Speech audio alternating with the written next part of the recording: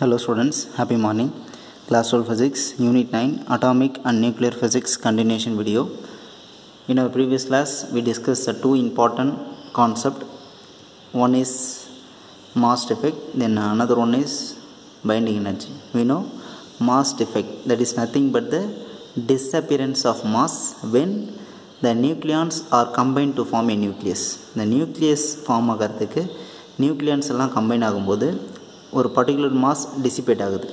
நம்ம ஆக்சுவல் மாஸை expected mass கூட கம்பேர் பண்ணும்போது there will be a disappearance of mass.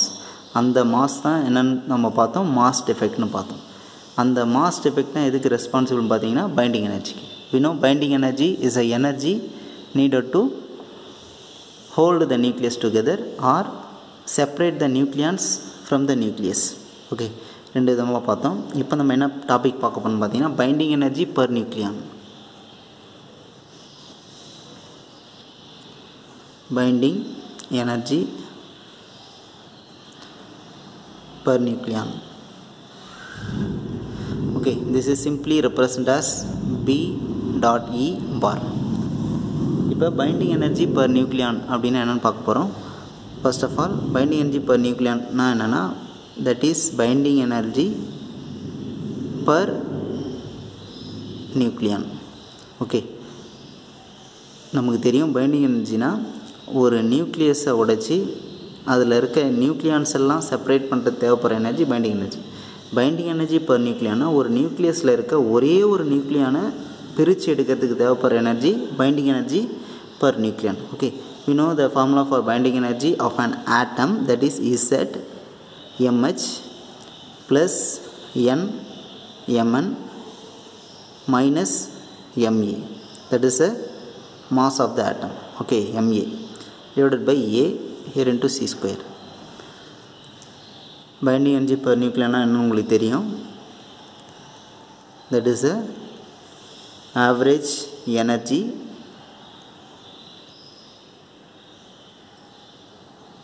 needed to remove a nucleon from the nucleus.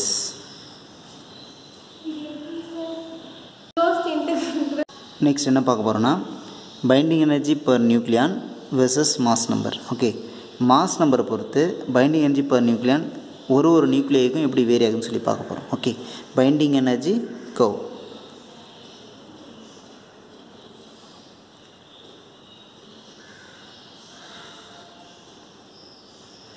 Binding energy curve. Okay, இதில் நம்ம என்ன பார்க்க போகிறோம்னா binding energy per nucleon versus mass number. Okay, mass நம்பரை பொறுத்து எப்படி binding energy per nucleon vary ஆகுதுன்னு சொல்லி பார்க்க போகிறோம்.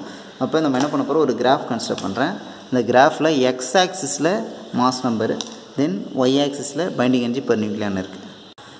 ஒரு கிராஃப் கன்ஸ்ட்ரக்ட் பண்ணியிருக்கேன். இது எக்ஸ் ஆக்சிஸில் mass number A, then Y ஆக்சிஸில் பைண்டிங் எனர்ஜி பர் நியூக்ளியான். இப்போ இந்த கிராஃபில் பார்த்தா நமக்கு தெரியும், மாஸ் நம்பர் அதிகமாக பைண்டிங் எனர்ஜி என்ன ஆகிட்டே போகுது, அதிகமாகிட்டே போகுது. ஒரு பர்டிகுலர் வேல்யூவில் it attain a maximum binding energy. That value is 8.8 million electron volt வருது. ஓகே, அது கரஸ்பாண்டிங் மாஸ் நம்பர் பார்த்தா 56ன்னு வருது. That is 56. அதுக்கடுத்து பார்த்திங்கன்னா இதுக்கு அடுத்த வேல்யூலேருந்து குறைய ஆரம்பிக்குது. Then we get a linear. Then அதுக்கடுத்தது இன்னமும் ஃபால் ஆகுது. ஒரு பர்டிகுலர் பாயிண்ட் அப்போ ரொம்ப கீழே போகுது. ஓகேவா, இப்போ இதுலேருந்து நம்மளுக்கு கன்க்ளூஷன் என்னென்ன வருதுன்னு பார்க்கலாம். ஃபஸ்ட்டு பாயிண்ட் என்னென்னா binding energy per nucleon, that is B.E bar, okay, increases with increase in mass number.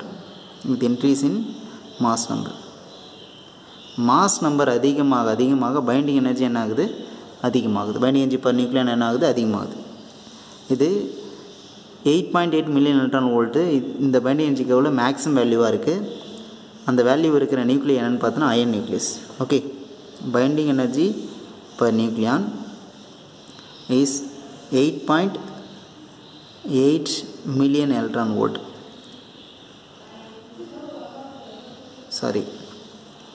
Binding energy per nucleon reaches maximum at 8.8 million electron volt. Okay, for that is iron nucleus. Iron nucleus உடைய mass number பார்த்தீங்கன்னா 56 வரும். ஓகேவா, அந்த 56க்கு binding energy per nucleon என்ன value இருக்குதுன்னு பார்த்தீங்கன்னா மேக்ஸிமமாக இருக்குது. அந்த கிராஃப்லேயே அதான் மேக்ஸிமம் வேல்யூ. அதுக்கடுத்து என்ன ஆகுதுன்னு பார்த்தீங்கன்னா கர்வ் வந்து ரெடியூஸ் ஆகுது. ஓகேவா, ஃபால் ஆக ஆரம்பிக்குது. தென் நான் இதுலேருந்து கன்சிடர் பண்ணுறேன். அப்ராக்சிமேட்டாக 40லேருந்து 120 வரைக்கும் கன்சிடர் பண்ணுறேன். அப்படி கன்சிடர் பண்ணும்போது அந்த அதில் இருக்க இன்க்ளூட் ஆகிற நியூக்ளியோடைய average binding energy per nucleon என்னவாக இருக்குன்னு பார்த்தீங்கன்னா 8.5 மில்லியன் எலக்ட்ரான் வோல்ட்டாக இருக்குது. Okay, binding energy per nucleon is 8.5 million electron volt for nuclei having mass number from 40 to 120. Okay, this is not a binding energy per nucleon, average binding energy per nucleon. Okay, then next point, A increase ஆகுது. Okay, இந்த curve என்ன ஆகுதுன்னு பார்த்தீங்கன்னா அப்படியே drop ஆகுது. Okay, A increases, the curve drops slowly.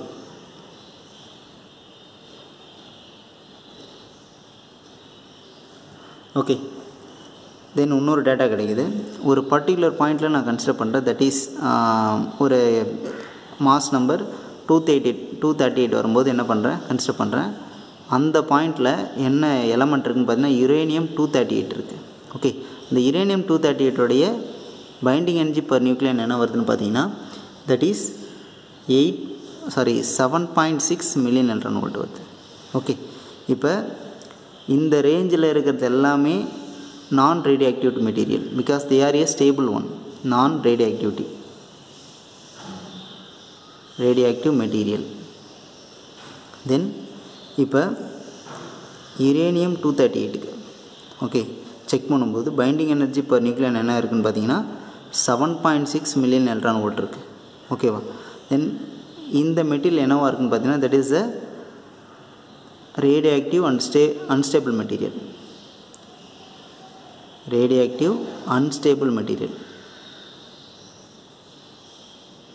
Okay, then next point என்னென்னா, இப்போ நான் என்ன பண்ணுறேன், 2 லைட்டர் நியூக்ளியை எடுத்துக்கிறேன். அந்த லைட்டர் நியூக்ளியோடைய மாஸ் நம்பர் என்னவாக இருக்குன்னு பார்த்தீங்கன்னா less than 28 இருக்குது.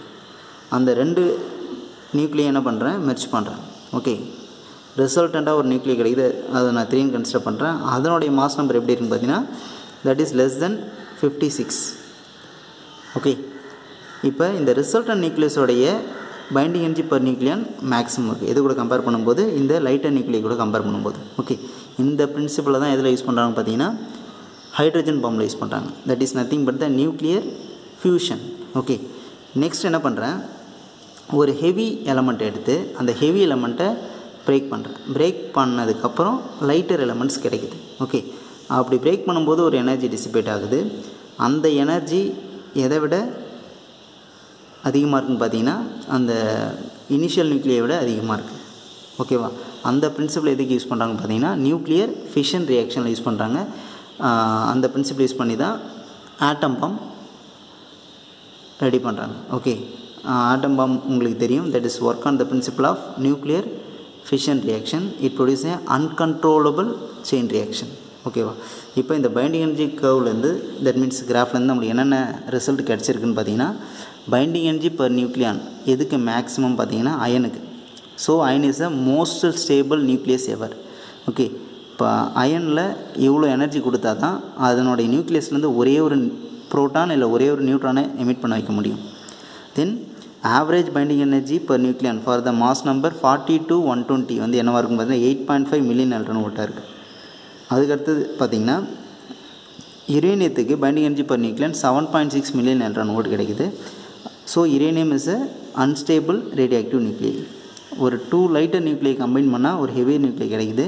அந்த ஹெவி நியூக்ளியோட பைண்டிங் எனர்ஜி பர் நியூக்ளியான் அதிகமாக இருக்குது. எது கூட கம்பேர் பண்ணும்போது, லைட்டர் நியூக்ளியை கூட கம்பேர் பண்ணும்போது. இதை நியூக்ளியர் ஃபியூஷன் ரியாக்ஷன் சொல்லலாம்.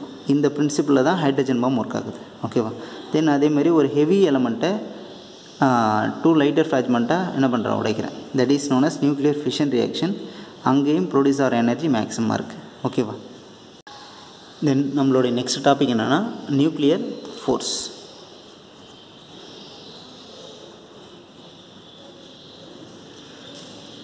We know the basic fundamental forces in nature, that are gravitational force, electromagnetic force, strong nuclear force and weak nuclear force. Gravitational force 11th standard படிச்சிருப்பீங்க. Then electromagnetic force 12th first volume படிச்சிருப்பீங்க. ஓகேவா? இப்போ நம்ம பார்க்க போகிறது strong and week nuclear force, பேசிக்காக nuclear force. ஓகேவா? இதுவும் ஒரு ஃபண்டமெண்டல் ஃபோர்ஸ் தான். இந்த ஃபண்டமெண்டல் ஃபோர்ஸ் பற்றி பார்க்கலாம். நமக்கு தெரியினாலவே நியூக்ளியஸில் என்ன இருக்குதுன்னு பார்த்தீங்கன்னா, nucleus contain both proton and neutron. Proton neutron சேர்ந்தால் தான் நியூக்ளியஸ் கிடைக்கும் நமக்கு. ஓகேவா? இதில் இந்த புரோட்டானுக்கு என்ன சார்ஜ் இருக்குன்னா பாசிட்டிவ் சார்ஜ், நியூட்ரானுக்கு என்ன சார்ஜ்னா that is zero charge. Okay, இப்போ உங்களுக்கு நல்லாவே தெரியும் நியூக்ளியஸோட டென்சிட்டி ரொம்ப அதிகம். Okay, 2.3 × 10^17 okay kg m/-3. அந்த அளவுக்கு டென்சிட்டி அதிகமாக இருக்கும்போது அதில் இருக்க ப்ரோட்டான்ஸ் நியூட்ரான்ஸ் ரொம்ப எப்படி என்ன இருக்குன்னு பார்த்தீங்கன்னா எல்லாமே டைட் பேக்கிங்கில் அட்டாச் ஆகிருக்கும். ஓகேவா? நமக்கு தெரியும் ஃப்ரம் எலக்ட்ரோஸ்டாட்டிக்ஸ், நம்ம ஃபஸ்ட் லெசன்லாம் படிச்சிருக்கோம். From electrostatics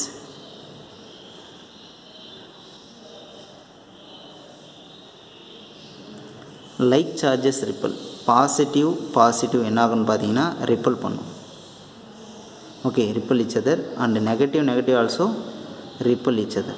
okay, positive negative என்ன ஆகுன்னு பார்த்தீங்கன்னா அட்ராக்ட் ஒன் another.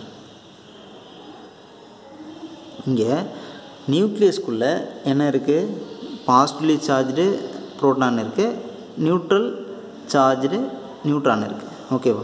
அப்போ அந்த நியூக்ளியஸ்குள்ளே இருக்கிற பாசிட்டிவ் என்ன ஆகணும்னு பார்த்தீங்கன்னா according to electrostatics the two positive charges or the positive charges inside the nucleus, they will repel one another. Okay, ஒன்றுக்கு ஒன்று என்ன ஆகணும், ரிப்பல் ஆகணும். இங்கே ஒரு நியூக்ளியஸோட சைஸ் தெரியும், தட் இஸ் 10⁻−15 மீட்டர். ஓகே, அப்போ ரெண்டு புரோட்டானும் நியூக்ளியஸ்குள்ளே 10⁻−15 மீட்டர் அப்பார்ட்டில் இருக்குது. அப்படி இருக்கும்போது அதில் எலக்ட்ரோஸ்டாட்டிக் ஃபோர்ஸ் ஆக்ட் ஆச்சுன்னா அது எவ்வளோ ஃபோர்ஸ், அந்த ஃபோர்ஸ் வேல்யூ கண்டுபிடிச்சி அதனுடைய ஆக்ஸலரேஷன் கண்டுபிடிக்கலாம். இன்னும் electrostatic force between the two charges, that is F is equal to 1/4πε0 Q1 Q2/r². ஓகேவா? நமக்கு தெரியும் Q1 is in charge of this proton, Q2 is the charge of this proton. எல்லா புரோட்டானுக்கும் ஒரே charge தான். அந்த புரோட்டான் சார்ஜ் தெரியும், Q is equal to 1.6 × 10⁻−19 coulomb. ஓகேவா? நான் அப்படியே சப்ஸ்டிட் பண்ணுறேன். 1/4πε0 became 9 × 10⁻9. சார்ஜோட வேல்யூ 1.6 × 10⁻−19. இந்த சார்ஜோட value 1.6 × 10⁻−19. then divided by r². இதோட டிஸ்டன்ஸ் 10⁻−15 ஹோல் ஸ்கொயர். கரெக்டாக? இது எல்லாத்தையும் சால்வ் பண்ணால் எனக்கு கிடைக்கிற ஃபோர்ஸ் என்னென்னா 230 நியூட்டன் ஃபோர்ஸ் கிடைக்குது. இந்த ஃபோர்ஸால் இந்த positive charge, that means proton experience பண்ணுற ஆக்ஸலரேஷன் என்னவாக இருக்குதுன்னு பார்த்தீங்கன்னா, we know F is equal to ma, then we can write A is equal to F/m. F is 230 Newton by mass of the proton, that is 1.67 × 10⁻−27 kg. Okay, இதை solve பண்ணால் நம்மளுக்கு acceleration கிடைக்குது. Acceleration value என்ன கிடைக்குதுன்னு பார்த்தீங்கன்னா 1.4 × 10⁻29 m/s². Okay, 1.4 × 10⁻29 m/s². இந்த acceleration கிட்டத்தட்ட acceleration of the proton, that is nearly equal to 10⁻28 times of acceleration due to gravity. ஒரு ஆப்ஜெக்ட் ஃப்ரீ ஃபாலாக கீழே விழுது பார்த்தீங்களா, அதை விட 10⁻28 டைம்ஸ் இது அதிகமாக இருக்குது. ஓகேவா?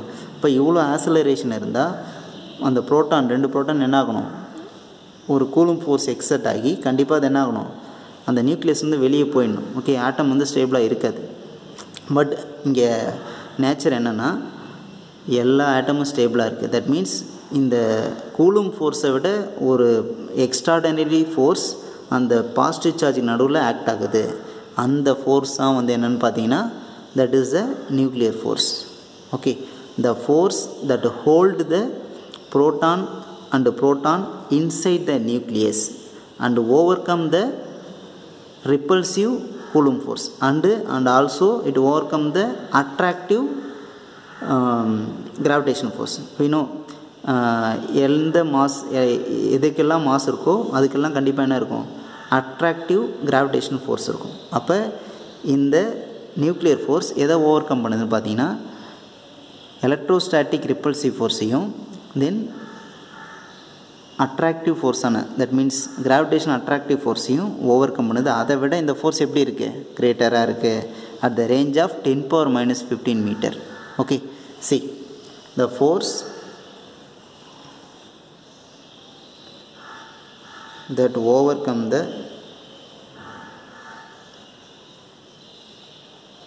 attractive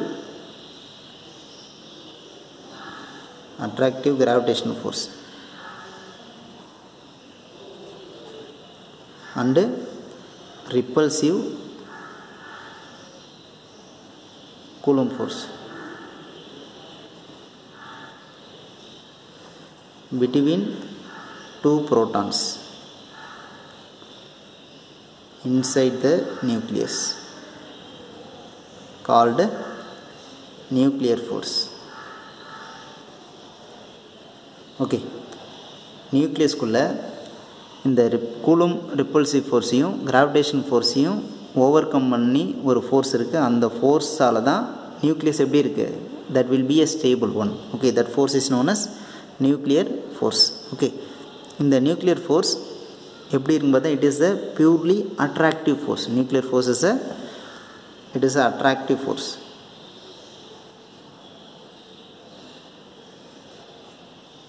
Okay, it is possible only at 10⁻⁻15 meter apart.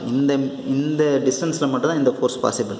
இந்த டிஸ்டன்ஸ் அதிகமாச்சுன்னா எந்த ஃபோர்ஸ் அகாமடேட் ஆகும்னு பார்த்தீங்கன்னா கூலும் ஃபோர்ஸ் அகாமடேட் ஆகிடும். ஓகேவா, தென் இந்த நியூக்ளியர் ஃபோர்ஸுடைய ப்ராப்பர்ட்டிஸ் பார்க்கலாம். Properties of nuclear force. First property என்னென்னு பார்த்தீங்கன்னா it is a short range force. Nuclear force is a short range force. ஏன் short range forceனா it only act, short range force only act at 10⁻⁻15 metre. இந்த டிஸ்டன்ஸில் மட்டும் தான் இது possible. இந்த distance மேலே போச்சுன்னா கூலும் ஃபோர்ஸ் ஆக்ட் ஆக ஆரம்பிச்சிடும். ஓகேவா, then nuclear force is a attractive force.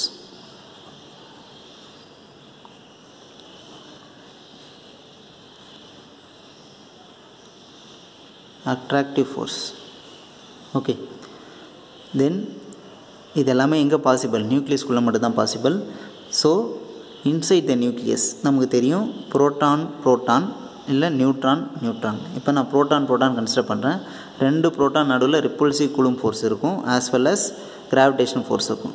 அந்த Coulomb force or gravitational force இதை ரெண்டுத்தை விட எது அதிகம்னு பார்த்தீங்கன்னா இந்த நியூக்ளியர் ஃபோர்ஸ் தான் அதிகம். Okay, comparing with the coulomb and the gravitational force inside the nucleus, the force between the two proton will be more. Okay, that force is nothing but the nuclear force. Okay, 2 proton நடுவில் இருக்க nuclear force எதை விட அதிகம்னு பார்த்தீங்கன்னா அந்த 2 proton நடுவில் இருக்க coulomb and gravitation ஃபோர்ஸை விட அதிகம். இங்கே இது வந்து புரோட்டானுக்கு. Okay, for proton. அதே நியூட்ரானாக இருந்துச்சுன்னா neutron is a chargeless particle. அப்போ கூலும் ஃபோர்ஸ் 0வாக இருக்கும். பட் அதுக்கு மாஸ் இருக்குது. So it have the gravitational force. அந்த இன்ஸ்டண்ட்டில் அந்த கிராவிடேஷனல் ஃபோர்ஸை விட நியூக்ளியர் ஃபோர்ஸ் தான் அதிகமாக இருக்கும். ஓகேவா, தென் நெக்ஸ்ட் பாயிண்ட் என்னென்னா Coulomb force is nuclear force is a attractive force. Okay, it is அது சொல்லியாச்சு. தென் நெக்ஸ்ட் பாயிண்ட் என்னென்னா nuclear force is one of the strongest force in nature. Nuclear force is the strongest force.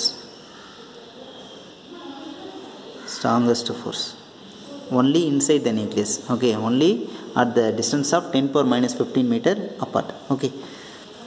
Then nuclear force is attractive, that will be in equal strength, okay. Nuclear force is attractive,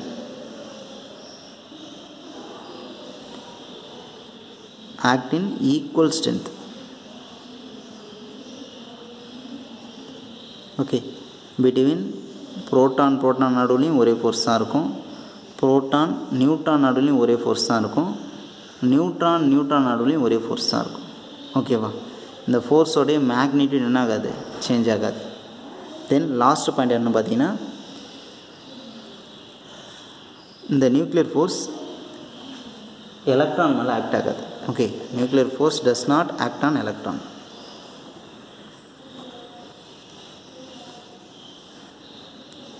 does not act on electron, okay. ஏன்னா electron வந்து ரொம்ப long டிஸ்டன்ஸில் இருக்குது. Proton அந்த நியூக்ளியஸ்லேருந்து electron ரொம்ப long டிஸ்டன்ஸில் இருக்கிறதால இந்த எலக்ட்ரான் மேலே இந்த நியூக்ளியர் ஃபோர்ஸ் என்ன ஆகாது, ஆக்ட் பண்ணாது, ஓகே. அதனால் இந்த நியூக்ளியர் ஃபோர்ஸ் எதை எஃபெக்ட் பண்ணாதுன்னு பார்த்தீங்கன்னா கெமிக்கல் ப்ராப்பர்ட்டி அண்ட் ஃபிசிக்கல் ப்ராப்பர்ட்டியை சேஞ்ச் பண்ணாது. ஒரு நியூக்ளியோடைய, தட் மீன்ஸ் ஒரு ஆட்டத்தோடைய கெமிக்கல் ப்ராப்பர்ட்டிஸ் எதை டிபெண்ட் பண்ணியிருக்குன்னு பார்த்தீங்கன்னா எலக்ட்ரானை டிபெண்ட் பண்ணியிருக்கும், ஓகே. அப்போ அந்த எலக்ட்ரான் மேலே இந்த நியூக்ளியர் ஃபோர்ஸ் ஆக்ட் பண்ணாதப்போ nuclear force does not affect the chemical property. Nuclear force not alter the chemical property.